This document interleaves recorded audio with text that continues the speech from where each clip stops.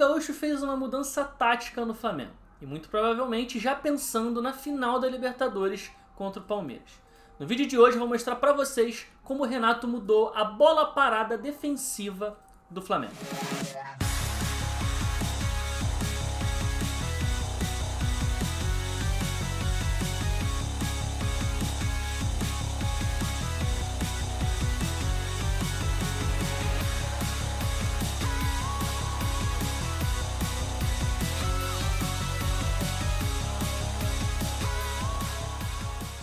Fala galera, Bruno Pet na área para mais um vídeo, e hoje falando sobre uma mudança tática que o Renato Gaúcho fez no Flamengo nos 3 últimos jogos, que diz respeito às bolas paradas defensivas. E para isso a gente vai precisar pegar o histórico do Renato no Flamengo, porque logo assim que ele chegou, ele fez uma mudança na bola parada defensiva do time. O Flamengo marcava já uma marcação mista há alguns anos, passando por Rogério Ceni, por Domenech e até pelo Jorge Jesus. Assim que o Renato chegou, logo na primeira partida, com nem 2 treinamentos no clube, ele já fez uma mudança. Ele colocou a bola parada defensiva do Flamengo para marcar individualmente. Essa imagem aqui é a imagem do primeiro escanteio defensivo do Flamengo quando chegou o Renato Gaúcho. Foi naquele jogo em que o Flamengo venceu por 1-0 o Defensa e Justiça lá na Argentina. E a gente vai ver que nesse momento aqui os jogadores do Flamengo estão todos encaixados individualmente, ou seja, uma marcação quase que puramente individual. Tem 2 jogadores ali marcando a marca do pênalti, mais um na primeira trave, mas os principais cabeceadores do Flamengo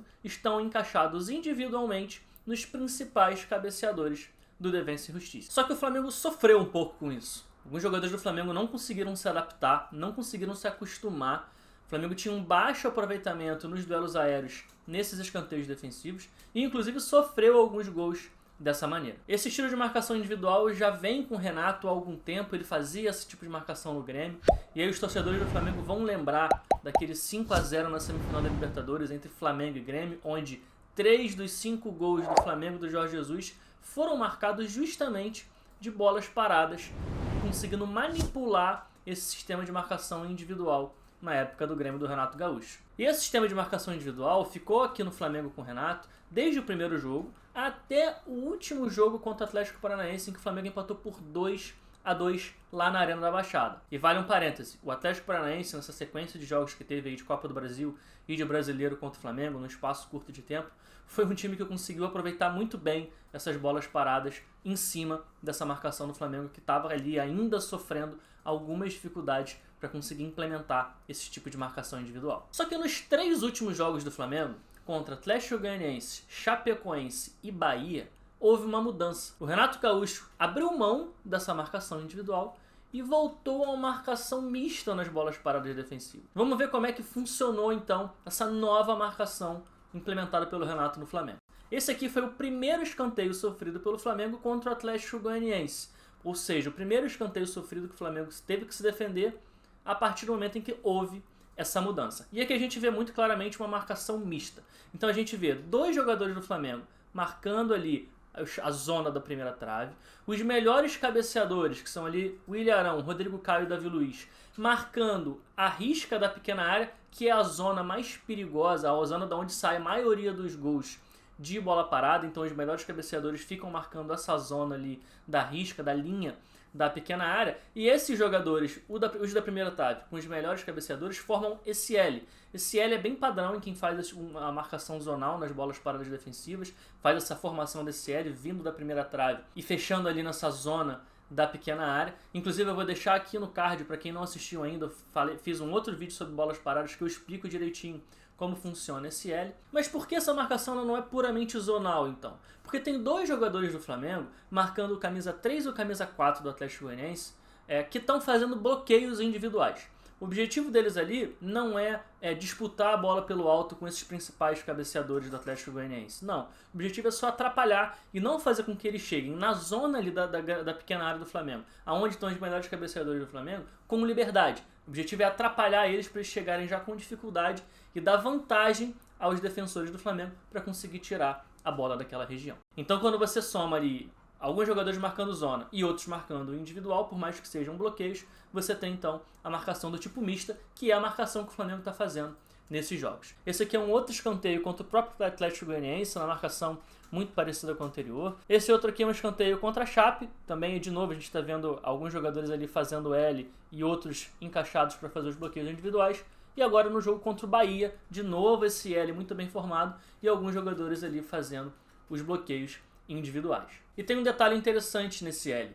Dependendo do tipo da cobrança, ou seja, se a cobrança é com o pé aberto ou se ela é com o pé fechado, ou seja, se ou a curva dela é para longe do gol ou se ela é em direção ao gol, o L muda um pouquinho, principalmente na segunda trave, o que faz muito sentido. Vamos olhar esse lance aqui contra o Atlético Goianiense, esse escanteio, onde a cobrança vai ser de pé aberto, ou seja, a curva da bola ela tende a ir para longe do gol, e a gente vai ver que a ponta do L, os jogadores que estão mais perto da segunda trave, que seria ali o Rodrigo Caio, que é o último jogador que compõe esse L, ele está mais aberto, ele está mais para fora. Justamente porque, se a tendência da curva da bola é se afastar do gol, se essa bola chega na segunda trave, ela vai chegar mais longe do gol. Então esse L ele tem a perna um pouco mais aberta, um pouco mais afastada da baliza. E quando essa cobrança é feita com o pé fechado, a gente vai ver que o último jogador que compõe o L, ele está mais alinhado. A perna do L ela não é aberta, ela é uma perna mais reta, mais alinhada, com esse último jogador que está na segunda trave mais próximo da baliza. Justamente porque se a curva da bola tende em direção à baliza, esse jogador que está na segunda trave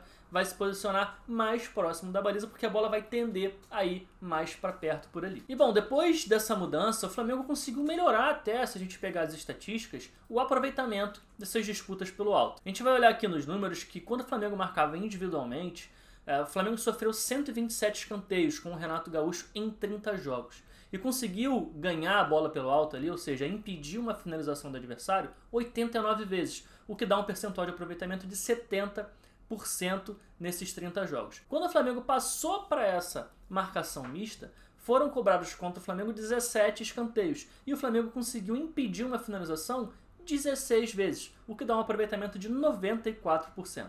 É claro que o espaço amostral ainda é muito pequeno, foram só 3 jogos, foram só 17 cobranças de escanteio, mas já mostra um pouquinho como o Flamengo aparentemente está conseguindo se defender melhor nesse tipo de jogada. E bom, por que eu falei lá no começo do vídeo que isso provavelmente já é uma mudança pensando na final da Libertadores contra o Palmeiras?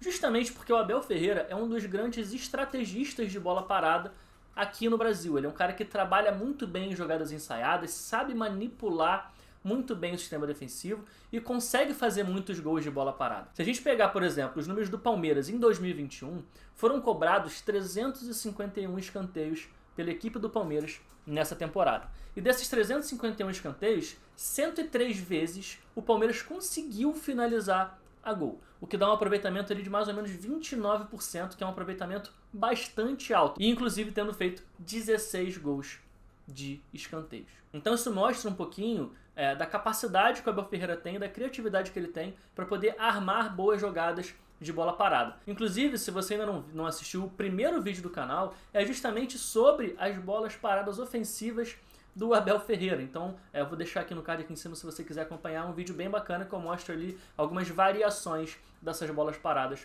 do Palmeiras com o Abel. Então assim, eu acho que essa é uma escolha acertada do Renato, pensando já na final da Libertadores. O Flamengo não estava conseguindo se adaptar ao sistema de marcação individual nas bolas paradas, muito por conta de... O Flamengo até tem alguns bons cabeceadores, mas não é em grande quantidade. E quando você tem poucos jogadores no time que são bons nos duelos aéreos, e você encaixa ali os seus melhores com os melhores adversários, invariavelmente, se o adversário tiver muitos bons cabeceadores, vai ter um cabeceador fraco do seu time contra um cabeceador forte do outro. Por conta desses encaixes individuais, está sempre ali no mano a mano. E para fechar, é bom a gente ressaltar aqui que marcar individual em bola parada não é errado. Depende das características dos jogadores que você tem. Se você tem jogadores que conseguem ir muito bem nessas disputas individuais e ganhar a maioria dos seus duelos pelo alto, ok, não tem problema nenhum. Tem time na Europa, inclusive, hoje em dia, que marca individual em bola parada. Só que a minha impressão é que para esse elenco do Flamengo hoje, esse tipo de marcação realmente não funciona muito bem e foi testada com o Renato Gaúcho e foi meio ali que provado que de fato não estava funcionando. Vamos ver então se daqui até a final da Libertadores, lá no dia 27 de novembro, se o Renato vai manter esse tipo de marcação e se o Flamengo vai melhorar ainda mais esse aspecto do seu jogo, que é tão importante.